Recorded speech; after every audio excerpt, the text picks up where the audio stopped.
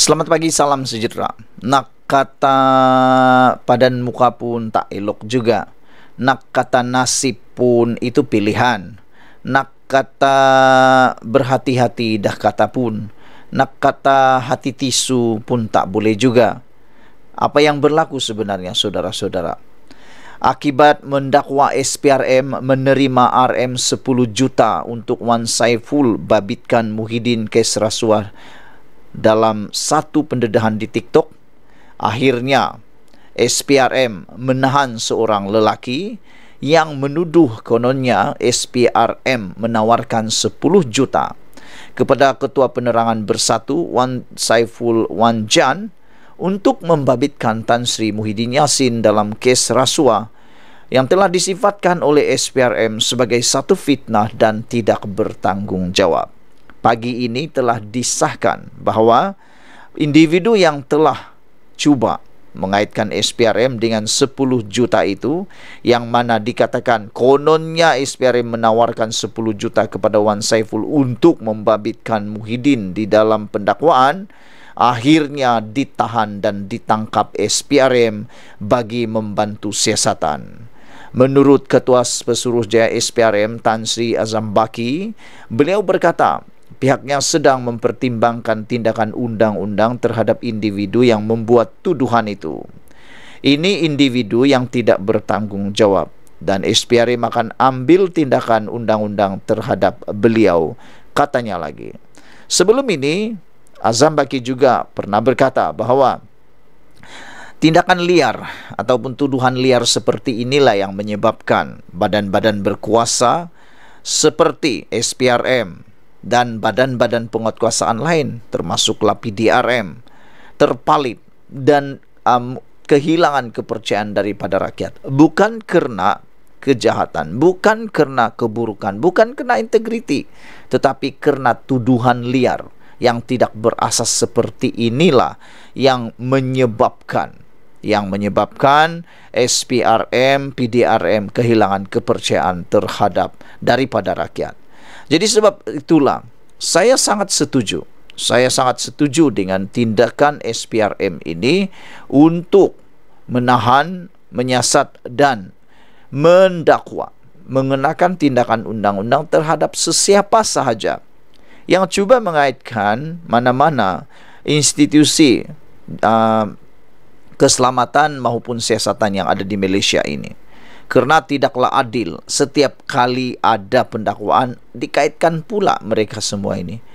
Pada hemat saya, SPRM hanya menjalankan tugas dan sebaik-baiknya mereka perlu menjalankan tugas dengan lebih elok dan lebih tangkas lagi. Kita ucapkan tahniah kepada Anwar Ibrahim kerana sejak kebelakangan ini adalah satu kehebatan dalam perkara, banyak perkara termasuk siasatan SPRM. Saudara-saudara sekalian, menurut SPRM, ia satu fitnah dan beliau adalah penipu. Individu seperti inilah yang merosakkan kepercayaan masyarakat kepada SPRM, kata Azam Baki kepada Berita Harian. Saya suka dengan kata-kata SPRM ini, yaitu ini satu fitnah dan beliau adalah penipu. Dari mana sebenarnya orang ini dapat maklumat pun kita tidak tahu. Dari mana dia dapat maklumat yang menyatakan kononnya SPRM menawarkan RM 10 juta kepada Wan Saiful Wan Jan untuk membabitkan Muhyiddin Yassin.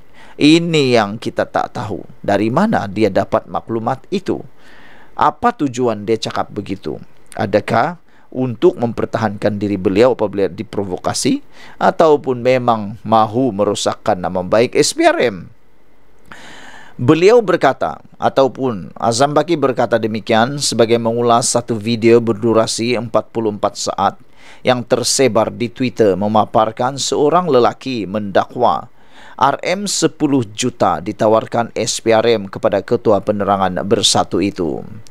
Melalui klip video itu, lelaki terbabit mendakwa tawaran itu dibuat SPRM supaya Wan Saiful yang juga ahli Parlimen Tasir Gelugur menukar kenyataannya dengan mengatakan bahawa beliau menerima arahan daripada Muhyiddin yang juga Presiden Bersatu untuk menerima wang rasuah.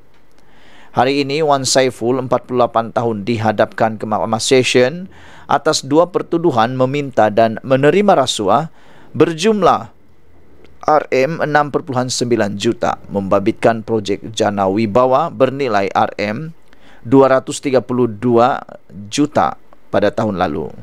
Bagaimanapun, bekas pengerusi Perbadanan Tabung Pendidikan Tinggi Nasional PTPTN itu mengaku tidak bersalah.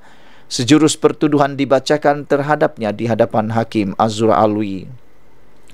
Mengikut pertuduhan, Wan Saiful didakwa meminta wang daripada Lian Tan Chuan sebagai dorongan membantu syarikat Nepturis Sdn Bhd mendapatkan projek Central Spine Road serti ke persimpangan Lebuh Raya Pantai Timur daripada kerajaan Malaysia secara praklayakan bernilai RM232 juta di Royal Lake Club, Taman Tasik Perdana, April tahun lalu. Dia juga didakwa menerima suapan RM6,9 juta menerusi akaun CIMB Bank Berhad milik syarikatnya, iaitu WSA Advisory Sdn Bhd Group Sdn Bhd daripada akaun Maybank Islamic Berhad milik syarikat Nepturis Sdn Bhd. Ia sebagai upah membantu syarikat itu mendapatkan surat setuju terima projek sama di CIMB Bank Berhad cawangan Bukit Tunku di sini antara 8 Julai hingga 30 September tahun 2022. Tertuduh didakwa melakukan kesalahan itu mengikut Seksyen 16E dalam kurungan E Akta SPRM 2009, Akta 694 yang boleh dihukum di bawah Seksyen 24 dalam kurungan 1 sama. Sabit kesalahan, tertuduh boleh dipenjara sehingga maksimum 20 tahun, denda tidak kurang 5 kali ganda jumlah suapan atau RM10,000 mengikut mana yang lebih tinggi. Saudara-saudara sekalian, kita ulang lagi sekali lagi. Apabila SPRM mengatakan bahawa RM10 juta yang dikatakan ditawar untuk membabitkan Muhyiddin ke atas kes rasuah adalah satu fitnah, dan SPRM juga mengatakan bahawa individu yang telah menularkan perkara tidak benar itu adalah individu yang tidak bertanggungjawab, dan SPRM telah pun mengambil tindakan undang-undang terhadap beliau. Dan menurut laporan terkini yang kita terima, lelaki tersebut telah pun ditangkap oleh SPRM. Menurut SPRM lagi, ia adalah satu fitnah dan beliau adalah penipu. Individu seperti inilah yang merosakkan kepercayaan masyarakat kepada SPRM, tambah Azam Baki lagi. Sekian dulu untuk kali ini. Jangan lupa tinggalkan komen anda, tekan butang subscribe. Kita jumpa lagi. Bye-bye.